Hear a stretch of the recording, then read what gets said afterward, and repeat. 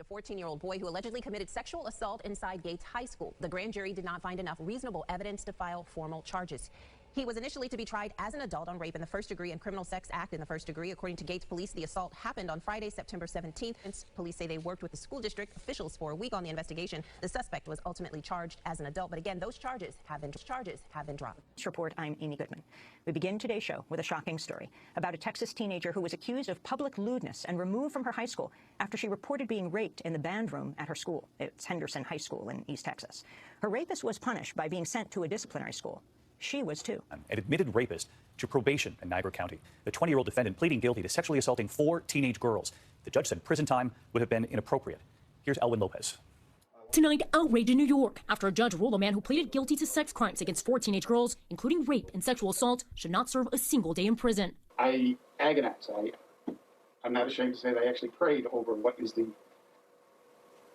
appropriate sentence in this case. Christopher Belcher assaulted 2 15-year-olds and 2 16-year-olds in his family's home in Western New York. A man convicted of repeatedly raping a woman and 2 young girls and sentenced to life in prison could be cleared of those charges as he faces a new trial. James Bowie was convicted in 2007 of the attacks that happened on Delaware Street in Grand Rapids in 2001. DNA linked him to the crime. He was already in prison in Ionia County for a separate rape there. The Michigan Court of Appeals is throwing out the conviction from 2007. They say at the trial, 2 witnesses testified over a video conference system, and the court says that violated Bowie's right to confront witnesses against him. We have a right to confront witnesses, which clearly he does. The question is, did the parties agree to this procedure beforehand? And they did. Pleading guilty to rape, the 20-year-old told his victims, quote, "My bad."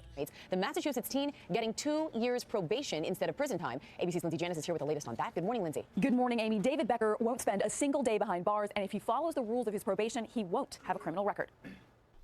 According to police documents, in April, 2 of Becker's female classmates each told investigators they were sleeping after a house party and each woke up to the 18-year-old assaulting them separately. In an interview with police, Becker allegedly denied having any contact with one of the alleged victims and said that when the other didn't protest, he thought it was okay. The former El Paso police officer convicted of rape will not serve any time behind bars. Instead, it is 10 years probation for William Alexander. He was seen crying in the courtroom today. A jury gave Alexander 10 years in prison, but the judge suspended that sentence. Yesterday, the same jury found Alexander guilty of raping a woman he first met while responding to a call 2 years ago. Richards IV, the DuPont heir of the billionaire DuPont family, admits he sexually abuses his 3-year-old little girl after she claims he rapes her in multiple rooms of their mansion at the tender age of just 3 years old. But tonight, even after the DuPont family heir confesses he admits he rapes the 3-year-old girl, he gets straight probation. The judge, Judge Jan Jordan, says the 6'4", 280-pound Hulk, quote, wouldn't fare well in jail. Well, you know what, Judge Jordan? You need to be thrown off the bench. A confessed rapist has received probation because the judge determined it would be inappropriate to send him to prison. Christopher Belcher Jr. pled guilty to 3rd-degree rape and attempted 1st-degree sexual abuse, along with 2 counts of 2nd-degree sexual abuse. He sexually assaulted 4 teenage girls, yet Judge Matthew J. Murphy III placed Belcher on probation for... Shafiq Sheikh is a convicted rapist, but this former doctor won't be sleeping in a prison cell tonight. The headline read, "Former Baylor doctor oversedates patient and rapes her and gets 10 years probation." The message is disturbing. Sheikh was found guilty last week of raping a woman back in 2013. She testified she was sedated and tethered to machines when he came to her room 3 times, first fondling her, then raping her. She says she tried to call for help, but he had disabled the call button to the nurse's station. There was outrage across Montana last week when a Lewistown man convicted of sexual assault of a child was sentenced to probation and released back into the community. Jason Terrones pleaded guilty to sexually assaulting a 5-year-old. Already been convicted of assaulting patients, has been arrested on a rape charge in November. Neurologist Ricardo Cruciani admitted to having sexually assaulted 7 patients while working at Philadelphia's Drexel University. He accepted a plea deal and was released on probation. Now word he was arrested here in New York yesterday, charged with 1st-degree rape. This man should have never been out to begin with. He should have been in jail. And instead, he received home detention for rape and criminal deviant conduct. Her ex-husband was convicted of raping her, but he got no jail time. Now he's back in handcuffs, accused of secretly recording people in a grocery store restroom. Back in October, 24-year-old Jacob Anderson pled no contest to the charge of unlawful restraint, which is a 3rd-degree felony in the state of Texas. But today, 19th District Court Judge Ralph Strother accepted a plea deal that will allow the former Baylor fraternity president to avoid going to jail. No. The victim told the court that Anderson took her to a secluded area behind a tent near the frat house and violently and repeatedly raped her. She also said, "I had no control over my body and no way to stop him. He dumped me face down in the dirt and left me there to die. An Oklahoma man will only spend 15 years on probation after pleading guilty to violently raping and sodomizing a 13-year-old girl at a church camp. Court records show Benjamin Petty negotiated a guilty plea to first-degree rape, sodomy, and rape by instrumentation. Petty attacked the girl in 2016 at the Falls Creek church camp where he worked as a cook. He tied a rope around the girl's wrist, raped her, and physically threatened her. Now 3 men accused of gang raping an 18-year-old in Cunit will serve only 4 years of probation. A grand jury originally indicted the group on felony rape charges.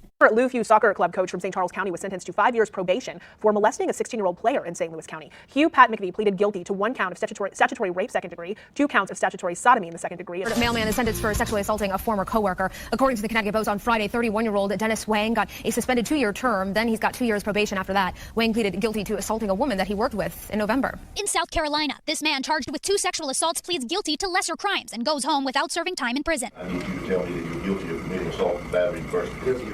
The alleged victim's family is outraged. He completely violated me. And so for him to be charged with something that doesn't even fit the crime, that just makes no sense to me. It looks like he received an award for bad behavior. Prosecutors in Bramberg County, South Carolina say Bowen Turner, 16 years old at the time, sexually assaulted his classmate Dallas Stoller in April of 2018, while Turner was arrested and charged with first-degree criminal sexual conduct. He had a house arrest GPS monitor.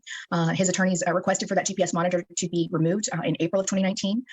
The court agreed. In 2019, while he was out on bond, another alleged assault of then 16-year-old Chloe Bess at a party in Orangeburg County. He was arrested again. How did they let this happen? They were in charge and supposed to be watching over him. Turner was charged with first-degree criminal sexual assault. He then forced her to the ground, and, Your Honor, a sexual assault took place at that time. People angry. Tonight, a mother says her worst fears have come true. A former Spring ISD school teacher who she says constantly molested her 2 young daughters while in the 3rd grade at Eagle Elementary will avoid jail time. Danilo Martinez accepted a plea deal for 1 count of indecency with a child after several other child sex abuse charges were dropped. Devin Clark reports from outside the Harris County District Attorney's Office.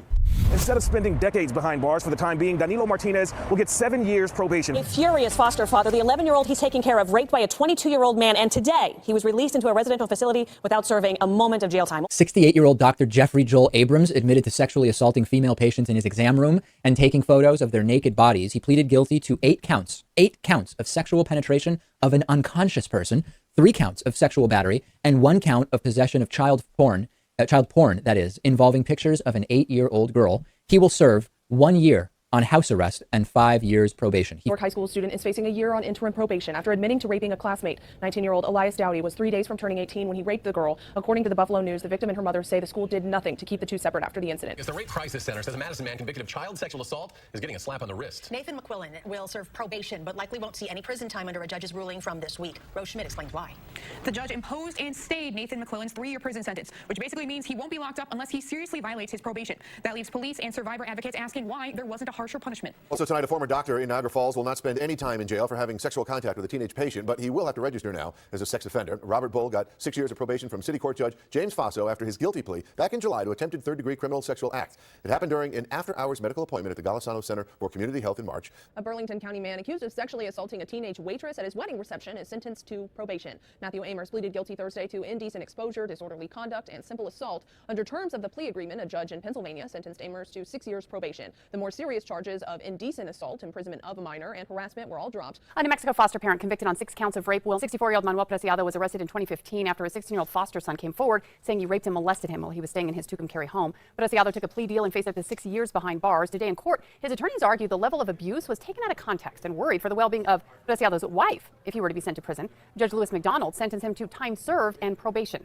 The victim's attorney says the light sentence sets a bad precedent for child abuse in New Mexico. Volunteer crew coach for Kingston High School was sentenced Wednesday in Ulster County Court to 10 years probation for raping 2 female members of the team, both under the age of 17 last spring. 23-year-old Kevin Quick, who was not a school district employee and was not authorized by the district to work with the crew team, pleaded guilty earlier this month to 3 felony counts of rape and 1 count of criminal sexual act involving the girls ages 15 and 16. New developments this afternoon surrounding the case of a convicted sex offender I did a story on last night. Michael David Miller learned this afternoon he is once again being spared from jail, at least for now. All of this despite admitting he violated probation. He admitted to the judge today he's talked to several women, even met up with them after he was sentenced to probation and banned from using the internet. Despite the prosecutor asking to send Miller to jail until the next hearing, the judge let Miller walk out. And a former personal trainer has been sentenced to a year of probation after pleading guilty to sexually assaulting women under the disguise of a research study. David Saylor was first charged with 2 counts of sexual assault. Court documents now show those were changed to disorderly conduct. That man whose DNA tied him to a sexual assault in Eau Claire was sentenced today. Camone Golden pleaded no contest to 1 count of 4th-degree sexual assault and 3 counts of disorderly conduct in December. In January of 2018, the victim told police she woke up in her car after a night out without her pants on. She believes she was drugged. Hospital tests show her blood was positive for 2 drugs, and the the DNA collected was a positive match for Golden.